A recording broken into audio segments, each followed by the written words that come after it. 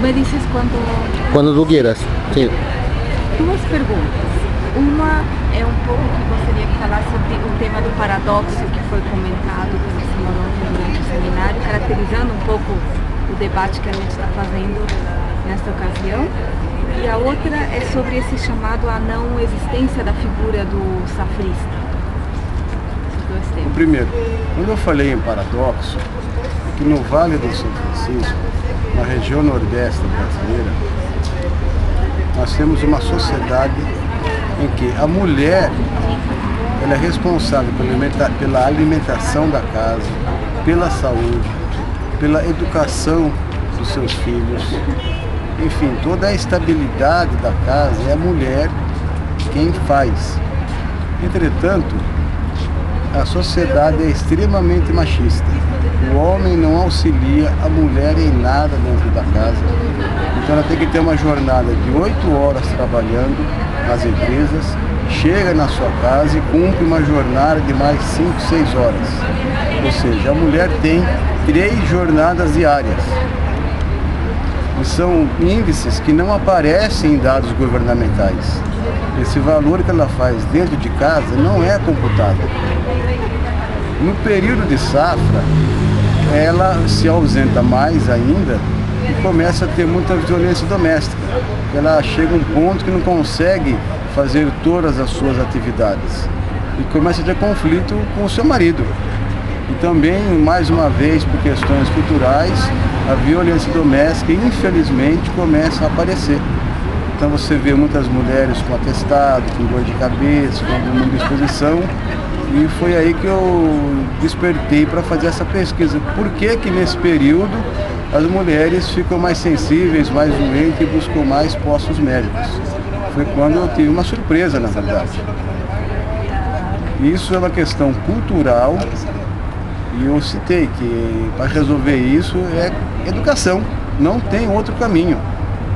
Seria a educação, educação e a educação.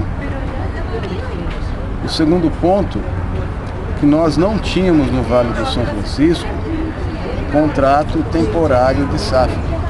Por quê? Nós temos uma condição de clima tropical em que não era possível fazer 2 safras de uva por ano.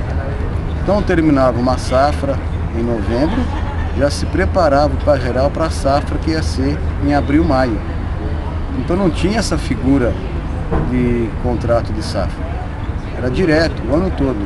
Entretanto, a partir do ano 2000, o mercado exigiu uva sem semente. E a uva sem semente que conseguiu se desenvolver bem no Vale do São Francisco foi a variedade Thompson, que é extremamente sensível, sobretudo à chuva. E por coincidência, quando começou a se instalar os primeiros parreirais dessa variedade Thompson no Vale do São Francisco, foram anos secos, que não choveram no primeiro semestre. Mas a partir de 2004, começaram chuvas em fevereiro, março, abril, 2005, 2006 e altos prejuízos. Que perder uma safra de uva é muito caro. E aí são outros problemas, tipo, não existe seguro para a fruticultura contra uma intempérie como a chuva. Todo o risco e prejuízo é assumido todo pelo produtor.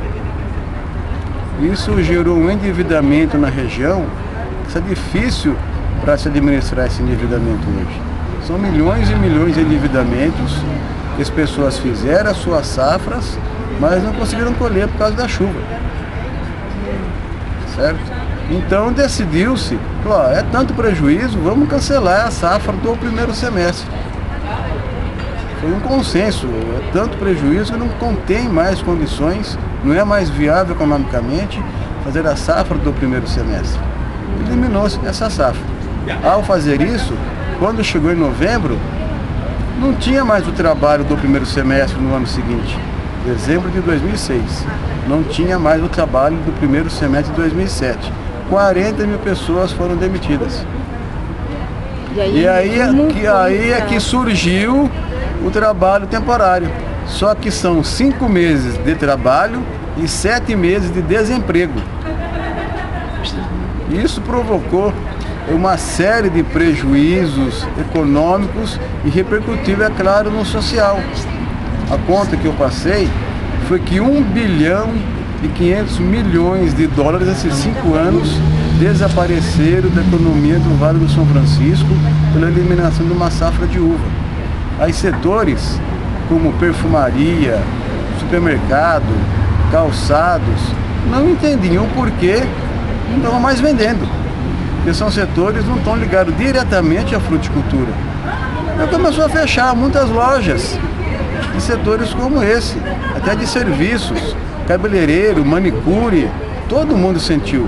Quando você tira de uma região 1,5 bilhão de dólares, é muito dinheiro. E como, em resumo, o seu Ivan, estão tentando, para um pouquinho fechar a ideia, estão tentando resolver esse problema, né? Enfrentar esse desafio?